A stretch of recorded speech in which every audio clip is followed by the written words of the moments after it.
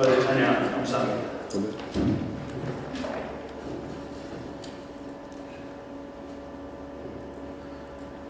교회의 본질과 사명은 예수님을 믿지 않는 사람들이 예수님을 믿고 그리고 구원함을 받고 예수님을 증거하고 예수님을 전하는 제자의 삶을 사는 것이 교회의 본질과 사명이라고 그렇게 믿습니다. 한마디로 말하면 영혼을 구원하고 제자 삼는 것이 교회의 영원히 변함없는 진리요 본질이라고 그렇게 믿습니다. 오늘 본문의 말씀은 제가 2주 전에 말씀을 나눠준다면 기독교를 앞장서서 박해하고 핍박했던 사울이 변화돼서 예수님 만나고 변화돼서 예수님 증거하는 사람으로 변화되는 과정을 우리에게 잘 나타내주는 그런 말씀입니다. 사울이 예수님을 믿는 제자들, 기독교인들을 핍박하려고 다메섹으로 가다가 그만 말에서 밝은 빛을 못 떨어지고 그리고 앞을 보지 못하고 그런 가운데서 예수님을 만나고 자기가 핍박하고 박해했던 그 예수님을 만나고 그분에게 새로운 사명을 받고 그분을 증거하는 삶으로 변화되었다고 하는 것입니다. 예루살렘을 떠날 때에는 예수님을 박해하고 핍박하려고 했던 사람이 돌아올 때는 부활하신 주님을 직접 만나고 체험해서 그를 증거하는 사람이 되었다고 하는 것입니다.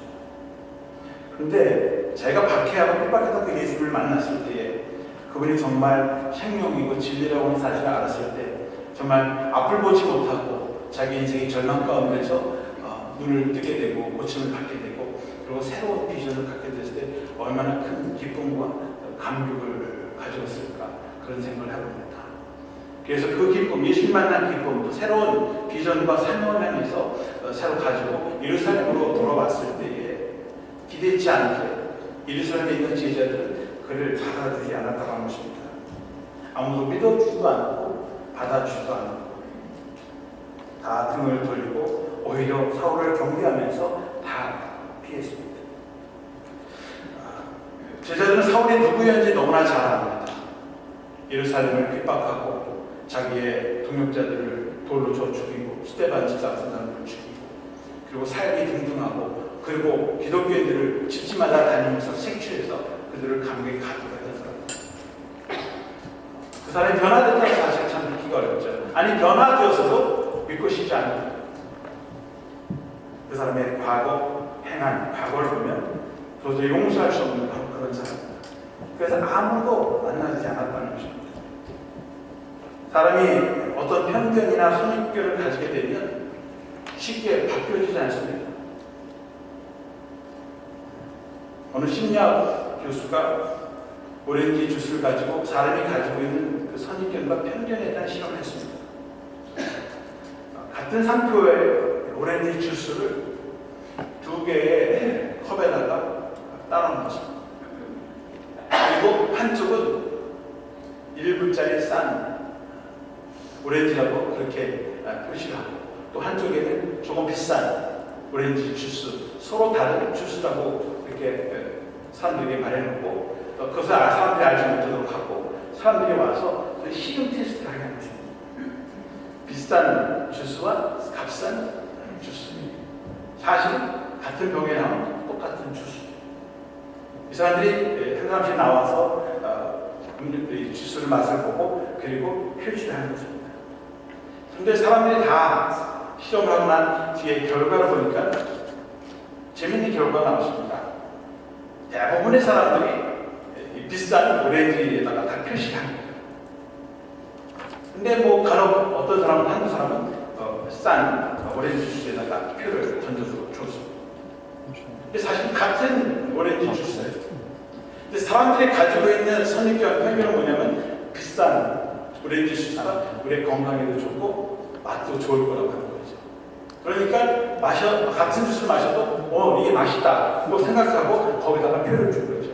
물론 어떤 사람은 맛이 뭐 비슷하네, 싼 거나 비싼 거나 차이가 없네. 그 이야기는 난 싼 거에다 줘야지. 싼 거에다가 표를 주는 겁니다. 사실 똑같은 거예요. 근데 한 사람은 맛이 똑같다. 이건 똑같은 제품이라고 이야기하는 사람이 없었다는 거죠. 어느 쪽이든 자기가 생각하는 기준을 가지고 그 생각을 가지고 맛있는 오렌지 주스에 표를 주었다고 하는 것입니다. 우리가 어떤 선입견이나 편견을 갖게 되면 같은 사물을 보고 맛을 보고 경험을 해도 자기가 가지고 있는 생각으로 판단을 하고 그리고 평가를 하게 되고 그렇게 본다고 하는 것입니다. 똑같은 사람을 보아도 내가 가지고 있는 그 사람에 대한 또 다른 정보로 인해서 그 사람의 실체를 잘못 오해하고 볼 수 있다고 하는 거죠. 사물이나 사건도 마찬가지로 하는 것입니다. 특별히 다른 사람들과 관계를 맺을 때 우리가 그 사람에 대한 편견과 선입견을 가지게 되면 그것이 깨어지지 않는 한 늘 평행선으로 유지할 수밖에 없다고 하는 것입니다. 그래서 우리가 사람들을 만나고 교제할 때 우리가 가지고 있는 편견, 선입견을 버려야 합니다. 오늘 26절에 보면 사울이 예루살렘에 가서 제자들을 속이고자 하나 다 두려워하여 그가 제자들을 믿지 아니하니. 사울이 예루살렘에 가서 기쁨과 예수님 만난 기쁨, 그 감격을 가지고 제자들 만나고 좀 교제해 보려고 했는데 다 두려워했다. 사울을 두려워하고 믿지 않았다. 그가 예수님 만나고 변화된 사실, 제자가 된 것을 믿지 않았다. 하나님을 믿는 사람도 선입견을 가지고 있으면 아무리 믿음 좋은 베드로를 할지라도 또 제자들이 할지라도 그 사람을 받아주고 용납하지 못한다는 거예요. 그것이 인간의 실존이죠. 믿음과 상관이 없습니다. 내가 가지고 내가 옳다고 믿는 생각이 들어가 있고 그 사람에 대한 어떤 선입견을 가지고 있으면 아무리 누가 뭐를 해도 믿지 않는다는 것입니다. 사람의 편견과 오해를 벗어버리는 일이 그렇게 쉽지가 않습니다. 제가 오래전에 시카고에서 사역할 때 그 교회에 공권사님이라는 분이 계십니다. 제가 프라이버시 때문에 이분의 이름을 석자를 다 댈 수가 없어요. 기억자 여러분. 근데 권사님 계실 때 이분이 6.21지 와서 사업을 해서 크게 성공했습니다. 거의 시카고에서 제일 큰 부자다 그런 말까지 했고 한때는 미주 정경련 회장까지 지내신 분입니다. 이분이 처음 와서 가발 공장을 해서 돈을 많이 벌었어요. 그 다음에는 가발 공장을 하다가 더 크게 신발 공장을 차려서 신발 공장을 하고 돈을 많이 벌었어요. 그 다음에는 한에 임자들이 많이 생기고 세탁소를 이렇게 하게 되니까 이분이 세탁소를 큰 공장도 가지고 있으면서 작은 세탁소들을 이렇게 시작하고 시내 곳곳에 이렇게 만들었습니다. 만들고 이렇게 파는 거죠. 그래서 세탁소를 하나 차려놓고 그리고 한 6개월 좀 운영하다가 이걸 한국 사람들이 팔고 대팔고 하는 겁니다. 그래서 큰 돈을 벌었습니다. 그런데 이분이 세탁소를 새롭게 이제 만드는 과정에서 세탁소가 없는 지역에다가 세탁소를 만들면 좋은데 세탁소가 이쪽 코너에 있으면 맞은편 코너에다가 세탁소를 차리는 거예요. 그래서 팔고 또 다른 지역에 가서도 세탁소가 있으면 그 옆에다가 또 세탁소를 차리고 또 팔고 이렇게 해서 돈은 많이 벌었지만 세탁하고 하는 사람들에게는 원성이 자주하는 거죠. 손님을 나눠야 되고 또 경쟁해야 되고 그러면서 다 힘들게 되면서 이분에 대한 소문이 나빠지기 시작했습니다. 저 사람들은 우리 망했다. 근데 이분이 이렇게 열심히 돈을 버는데 자녀가 둘이십니다. 딸이 있었고 딸이 있고 아들이 하나 있는데 딸은 나중에 이제 변호사가 됐습니다만 딸이 하나 있는데 이 아들이 대학을 다녔습니다. 대학교 한 2학년쯤 됐을 때 친구들하고 미시간 호수로 물놀이를 갔습니다. 친구들하고 물놀이를 갔다가 그만 물에 빠지다 기사하고 그리고 시신이 돼서 들어왔습니다. 근데 이분이 간증을 한번 하는데 뭐라고 하냐면 자기 미국에 와서 내 평생 꿈은 정말 돈을 많이 벌어서 자기 유산을 하나밖에 없는 아들, 물론 딴 데 쓴다면 아들에게 주고 그 아들이 그 미국 땅에서 크게 번성하고 성공한 사람으로 세우기 위해서 자기 아들에게 정말 목숨을 걸고 자기 삶을 다 바쳤다는 거예요. 시간을 바쳐서 돈을 벌고 또 재산을 모아서 자기 아들에게 물려주는 그런 꿈을 가지고 열심히 최선을 다해서 살아왔다는 것입니다. 그런데 한순간에 그 아들이 죽으니까 자기의 꿈이 다 산산조각이 나버린 것입니다. 이분이 아들이 죽은 후에 남편과 아내가 다 거의 그냥 시름을 정피하고 몇 달 동안 집에서 꼼짝하지도 않고 그냥 쉬면서 말고 있었습니다. 그러다 어느 날 교회 한 분이 찾아가서 이 권사님 네 분께 한번 트레스피아스 수련회 좀 갔다 오십시오. 권면을 했습니다. 처음에는 뿌리치는데 자꾸 가서 얘기하니까 뭐 집에 있느니 한번 가보자 해서 이쁜 애가 이제 트레스피아스에 참석하게 되었습니다. 정말 이전에 맛보지 못했던 하나님의 은혜를 크게 경험했고, 우리의 삶의 목표가 자신의 세상적인 어떤 욕심 혹은 내 자녀들만 있는 것이 아니라 정말 주님의 사랑을 가지고 사랑 나누는 삶이 정말 최고의 가치 있는 삶이라는 것을 깨닫게 되면서 이분이 다시 회복이 되고, 그리고 교회 안에서 밖에서 자기가 벌은 재산들을 정말 나눠주면서 그런 사랑의 삶을 살기 시작했습니다. 그래서 시카고 트레스티아스의 전문 간증자가 되었습니다. 많은 사람들이 그분의 간증으로 은혜를 받는 그런 새로운 삶을 살기 시작했습니다. 그러고서 이제 몇 년쯤이 지났는데, 이제 제가 다니는 그 교회의 장로 선출이십니다. 근데 이분이 이제 회심을 하고 교회에서 안팎으로 굉장히 열심히 이제 정말 사랑의 섬기는 삶을 시작하게 되었는데요. 저는 당연히 그분이 장로님이 될 거라고 생각했는데 그만 장로 투표에서 탈락이 되고 말았습니다. 그래서 제가 하도 이상해서 이렇게 변화되고 새로운 삶을 사는 이렇게 장로님이 안 됐을까 해서 나이 드신 7, 80대, 거기는 나이 드신 어르신들이 참 많은 교회인데요. 그래서 물어봤습니다. 아니 왜 장로님 표가 이렇게 안 됐습니까? 했더니 장로님 권사님들, 나이 드신 권사님들이 이구동성으로 하는 말이 저는 너무 못된 짓을 했기 때문에 장로가 되어서는 안 된다. 그 생각이 머릿속에 팍 차이는 겁니다. 회심을 하고 새롭게 변화돼서 정말 새로운 삶을 열심히 살고 있는데 과거에 지은 죄가 많아서 저놈은 용서할 수 없다. 그래서 장로님이 안 됐어요. 그리고 한 2년 뒤에 다시 장로 선출이 있었습니다. 물론 이분이 다시 선거가 되었는데 투표에서 또 떨어졌어요. 안 된다는 거예요. 결국 이분이 정말 상처를 받고 다른 교회로 옮겨서 신앙생활을 하게 되었습니다. 사람의 편견이 쉽게 없어지지 않는다고 하는 것입니다. 정말 과거에는 정말 사람들에게 피해를 주고 많은 상처를 주었지만 이젠 회개하고 돌아와서 다시 하나님의 사람으로 다시 살겠다고 결단하고 그렇게 살면서 5년, 10년을 가까이 봉사를 해도 사람들이 받아주지 않고 여전히 믿어지지 않는다는 거죠. 결국 교회를 떠나고 상처를 받게 된 것입니다. 우리의 선입견, 편견을 벗어버리지 않으면 우리 영혼이 평화의 선을 걸을 수밖에 없고 또 다른 사람들을 세울 수가 없다고 하는 것입니다. 과거의 잘못, 실수, 허물이 있어도 용서하고 받아주고 그리고 함께 일어나 걸어야 합니다.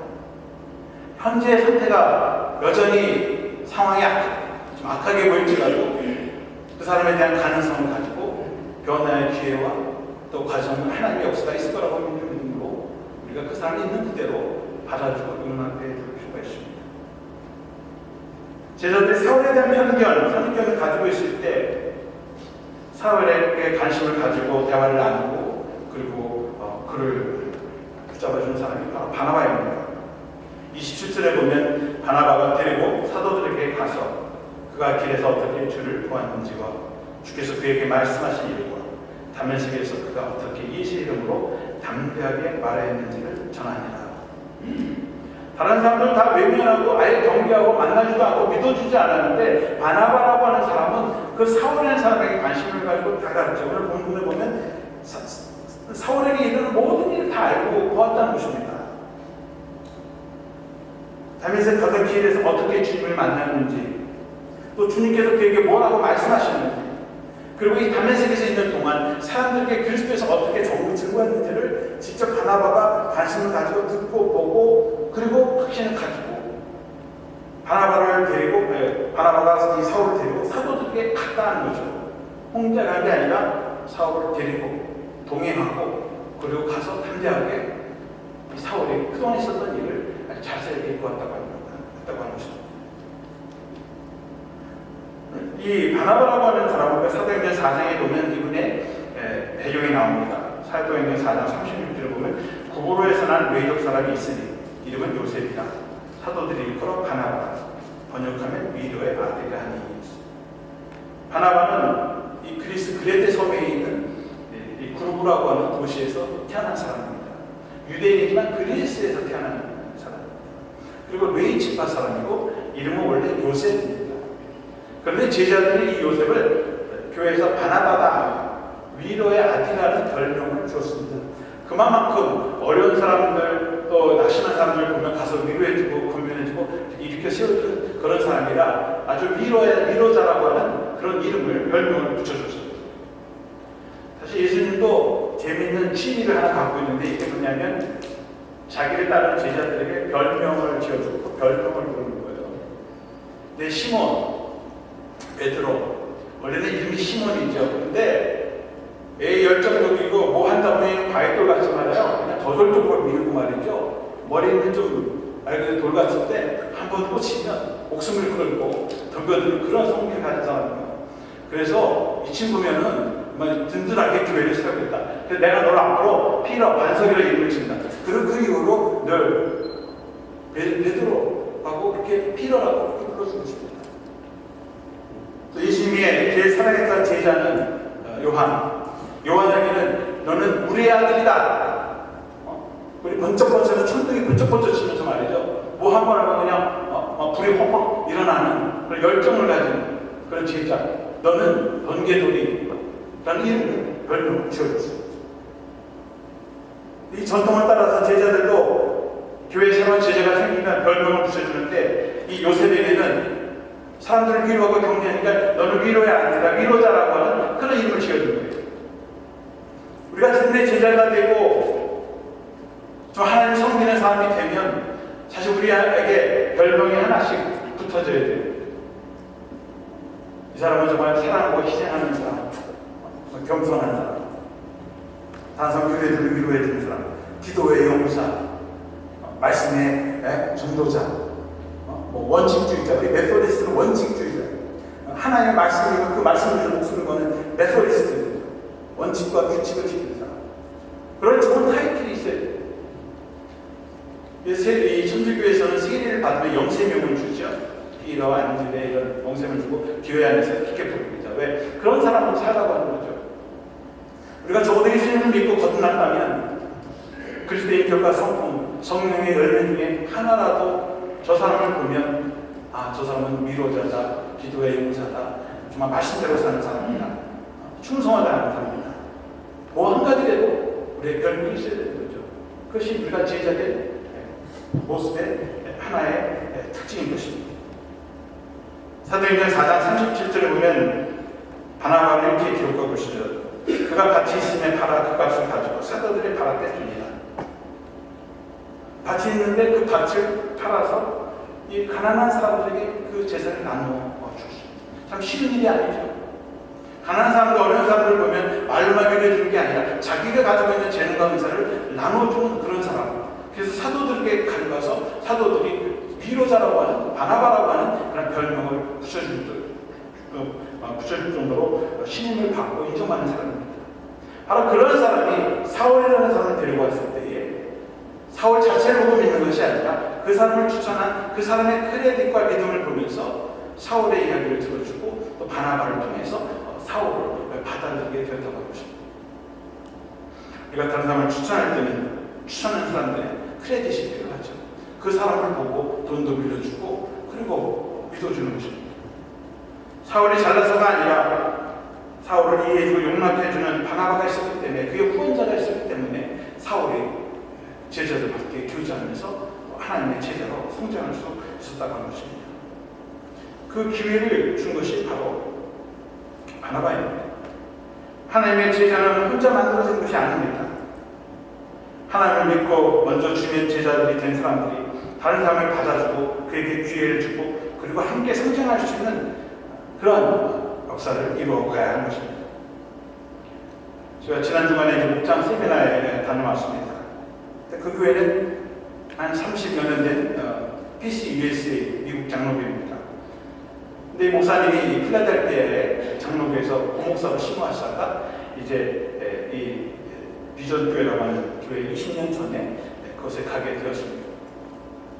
제가 바빠서 교회 사진을 찍을 시간이 없는데 저희 집사람하고 이제 집회 끝나고서 이렇게 식사하고 다니는데 이 찍은 사진을 보내줘서 저희 집사람하고 그 교회 마당에 이 땅이 넓으니까 교회가 30에이커가 되는데 교회 터만 지금 한 15에이커 정도 그렇게 사용하고 있고 아직 나머지 땅들은 그냥 그 오렌지 밭을 사가지고 말이죠.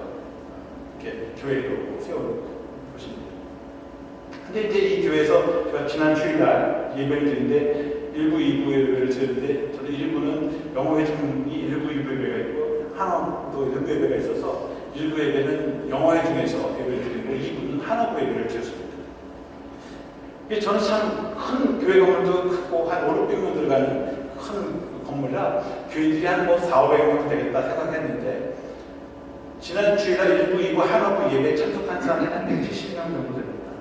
1부에 70명, 2부에 100명. 2부 예배는 우리 정도 교회 수준이니까 우리 딱 큰 교회가 아닙니다. 근데 더 놀라운 것은 영어회중이 더 200명 되는 교회가 됐다고 하는 거예요. 1부 예배는 한 20명 정도 참석했는데 2부 예배는 한 170명 정도 참여하는 영어회중이 더 활성화되는 교회입니다. 영어회중은 생긴 지 보다 10년도 되지 않았는데 거기에 영어회중이 예배를 드리고 있습니다. 부목사님이 너무 잘해서 한국도 영어회중이 더 많이 들었고요. 목사님 사례도 부목사님이 더 많이 말씀하면서 목사님 얘기하는 걸 들었습니다. 그런데 이 영어회중을 시작한 이 전사님은 주일학교 때부터 이 교회에서 자란 중등부, 고등부를 지내고 대학을 가고 목회자가 되게 돼서 신학교를 가서 그리고 돌아와서 이 교회 전도사를 한 것입니다. 전도사를 하고 이제 목사 안수를 받았습니다.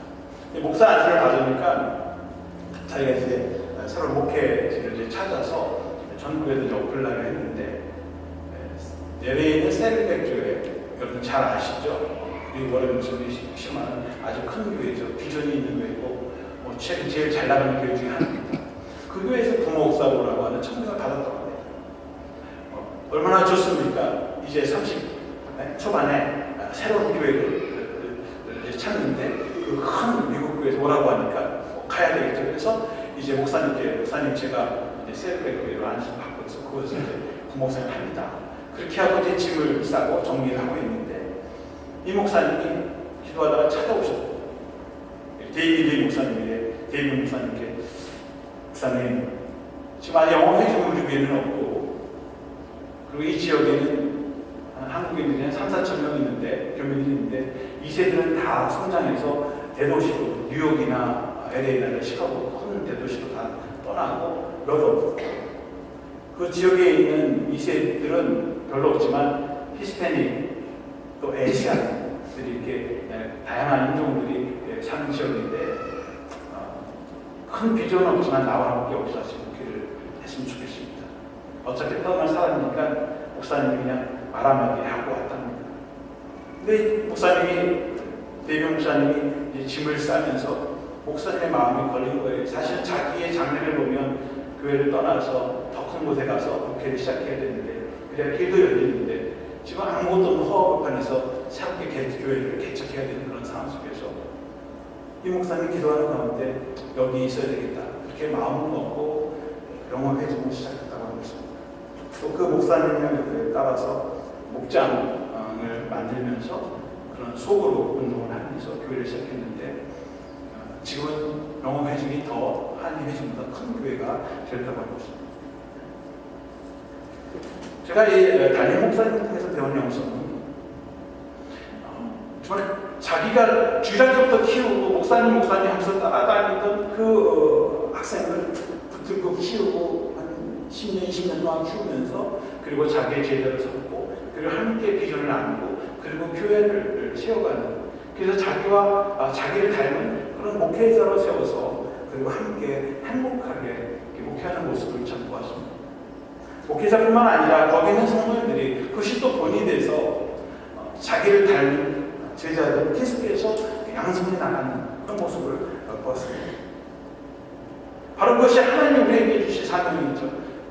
목사는 목회자로서 교인들 또 우리 목회자들을 계속 세우고 키워내는 사명인 것이고 또 우리 성도님들 오늘 바나바와 같이 자기의 믿음의 본을 통해서 자기를 닮은 또 주님의 제자들을 양성해 나가는 것이 바로 우리의 사명이라고 하는 것입니다. 나와 같은 믿음의 제자를 우리가 삼고 세워야 하는 것입니다. 29절에 보면 또 주 예수의 이름으로 담대히 말하고 헬라파 유대인들과 함께 말하며 변론하니 그 사람들이 죽이려고 힘쓰고 하는 사울이 자기 전도 대상자로 사는 것은 헬라파 유대인들이었다라고 했습니다. 사울은 지금의 터키 지역에 있는 다소 지역에서 태어나서 자란 소위 헬라 문화권에서 자란 사람이죠. 그래서 헬라어나 헬라 문화에 정통한 사람입니다. 예루살렘에 많은 이 소아시아 지역에서 오는 헬라파 유대인들이 많이 있는데 이 베드로, 안드레 이런 사람들은 갈릴리 어부 출신이에요. 외국 사람을 만나보지 않고 태어나서부터 강에 가서 갈릴리 바다에서 고기를 잡는 어부 출신입니다. 유대적인 문화권에서 자라온 히브리권 사람들이죠. 히브리권에 있는 유대인입니다. 그러니까 이 사람들이 전도할 수 있는 영역은 같은 언어권의 문화권에 있는 유대적인 기독교인들이죠. 그런데 이 사울은 언어가 헬라어를 유창하고 흥통하게 했기 때문에 그 유대 문화권 밖에 있는 사람들에게 복음을 전했다고 하는 거죠. 그리고 심지어는 복음을 전하다가 그 사람들에게 죽임을 당하는 오히려 핍박했던 자신이 오히려 복음을 전하다가 핍박을 받는 사람이 되었고 그 핍박과 고난을 감사하게 생각하는 그것이 제자된 삶의 모습인 것입니다. 내가 편안하고 내가 안전하게 나를 위해서가 아니라 고난과 핍박과 죽음의 위기 속에서도 주님의 제자를 양성하고 복음을 전하는 그 사명을 끝까지 감당하는 사람이 되었다고 하는 것입니다. 사도행전 15장에 보면 바나바와 사울이 이제 1차 전도 여행을 마치고 2차 전도 여행을 갈 때에 마가라고 하는 친구 때문에 둘이 심하게 다투고 갈라지게 됩니다. 마가는 바나바의 조카입니다. 그리고 바나바가 자기 조카이기 때문에 어떤 마가에게 뭐 페이버를 준 것이 아니라 늘 실수하고 잘못을 한 사람도 받아들이고 용서해주고 그에게 다시 기회를 주는 사람이 바나바죠. 그러니까 자기 조카이기도 하지만 지난번에 실패하고 중간에 포기하고 달아났지만 우리 다시 기회를 주고 같이 함께 갑시다 할 때 사울은 안 됩니다. 저런 친구는 벌써 싹이 녹았습니다. 안 됩니다. 사울은 더 저돌적인 사람이고 진리라는 그거 외에는 받아들이지 않는 그런 사람이죠. 근데 바나바는 실수가 많고 허물이 많은 마가를 계속해서 같이 훈련을 시켜가면서 또 선교하면서 하나님의 일꾼으로 세웠습니다. 그래서 마가는 후에 이집트의 알렉산드리아에 교회를 세웠습니다. 그리고 우리 성경에 있는 4개 복음서 중에 하나인 마가복음을 기록한 장본이기도 합니다. 바나바가 받아들이지 않고 키우지 않았다면 그는 세상으로 나갈 수밖에 없는 사람인데 바나바와 함께 선교하면서 주님의 말씀으로 키우고 양육해서 훌륭한 기독교의 지도자가 되었다고 하는 것입니다. 그리고 이 마가는 바울이 이 마가를 보면서 오랜 시간 동안 지켜보면서 정말 바나바와 함께 복음을 전하고 또 변화되는 그런 모습을 보면서 마가를 동역자로 인정하게 되었습니다. 디모데후서 4장 11절에 보면 네가 올 때 마가를 데리고 오라. 저가 나의 일에 유익하니라. 그래서 이 바울도 마음이 열려지고 과거에는 실수하고 잘못했지만 그가 예수님의 제자로 변화된 모습을 보면서 그를 받아들이고 나에게 이제 유익한 주님의 제자가 되었으니 나와 함께 동역하게 그를 데리고 오라 하는 것을 보게 됩니다. 베드로전서 5장 13절에는 베드로는 이 마가를 내 아들 마가다. 마가는 그의 어머니가 일찍 예수를 믿었기 때문에 자기의 다락방을 제자들에게 나눠주고 그것에서 믿음의 생활을 하게 했던 바로 그 아들이죠. 그러니까 베드로 그때는 마가를 관심 없었지만 그러나 끊임없이 그를 후원해주고 기도해줘서 이 마가라고 하는 사람을 키워낸 것입니다. 그러니까 제자가 하나 생겨나는데 한 사람이 아니라 바나바 또 사울, 바울 또 베드로와 같은 제자들의 돌봄을 통해서 하나님의 제자가 만들어졌다고 하는 것입니다. 오늘 우리들이 해야 하는 사명은 정말 이 바나바처럼 또 과거에는 편견을 가졌지만 베드로처럼 또 사울처럼 바울처럼 편견을 깨고 그를 키우고 세우는 제자 만든 길에 우리가 실천하게 될 때 정말 우리가 제자로서 살게 된다고 하는 것입니다. 식물학자이면서 자연 다큐멘터리 영화를 제작하는 데이빗 애튼보로라고 하는 분이 있습니다. 이분이 이제 전 세계를 돌아다니면서 식물이나 동물이나 이런 것들을 관찰해서 그 다큐멘터리를 찍어가지고 지오그래피 그런 잡지에 글을 싣고 또 이렇게 영화로 만들어서 아이들에게 교육을 먹고 하는 그런 부분인데, 저번에 쓴 글 중에 일본의 올해 고대 목련화를 발견하는 것을 이렇게 글을 실은 것을 읽게 되었습니다. 근데 일본의 식물학자들이 고대 유적지에서 이렇게 씨앗을 오래된 몇백 년 묵은 씨앗들을 발견하게 되었습니다. 그래서 이 학자들이 그 씨앗인지 모르고요, 어떤 씨앗인지 모르니까 이 씨앗 중에서 성한 것들을, 흠이 없는 것들을 골라가지고 씨앗을 심었습니다. 그리고 좋은 환경을 만들어주고 물을 계속 주었어요. 근데 그것이 이제 1년, 2년, 3년 되면서 싹을 틔우고 그 중에 나무 하나가 이제 자라기 시작했어요. 나무 하나가 자라서 꽃을 피웠는데 보니까 그 꽃이 목련하는 거예요. 근데 이 목련화가 지금 현대에 존재하지 않는, 수백 년 전에 존재하는 가장 오래된 목련화가 꽃이 피고, 그 이파리가 일반 지금 현대 목련화와 전혀 다른 모양의 목련화가 다시 키워지게 되고 발견하게 되었다고 하는 것입니다. 근데 벌달거든 그 씨앗 하나에도 그것에 싹을 틔울 수 있는 생명력이 있었다고 하는 거죠. 어떤 환경이 주어지지 않았더라면, 누가 발견하지 않았다면 그냥 땅속에 묻혀서 사장되는 그런 목련화였지만, 누군가에게 그 씨앗이 발견이 되고 물을 먹게 자라게 되면서 아름다운 목련을 피우고, 또 식물학자들에게, 또 고대 식물 연구하는 사람들에게 많은 정보와 지식을 제공해 줬다고 하는 것입니다.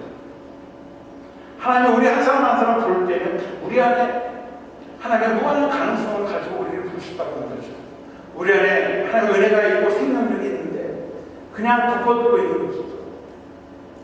그것을 꺼내내서 물을 주고 키워줘야 되는데, 우리가 가지고 있는 어떤 선입견, 우리의 가지고 있는 어떤 편안한 안상, 그런 것으로 인해서 하나님의 비전 사명도를 그냥 묻어두고 있는 것은 아닌가 생각하는 것입니다. 여러분, 오늘 그런 존재를 하나님께서 다시 일으켜 세워주도록 우리를 부르셨습니다.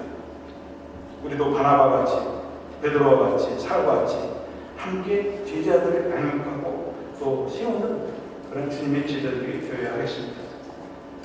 오늘 바나바처럼 정말 먼저 우리 자신이 하나님 앞에 바로 서는 제자들이 되고, 먼저 하나님을 믿고 또 주님 전에 나온 우리들이 우리 주위에 있는 사람들을 다시 붙잡아주고 또 제대로 세우는 그 일을 위해서 하나님께 영광을 드리는 저희 여러분들 되시길 주님의 이름으로 축원합니다. 기도하겠습니다.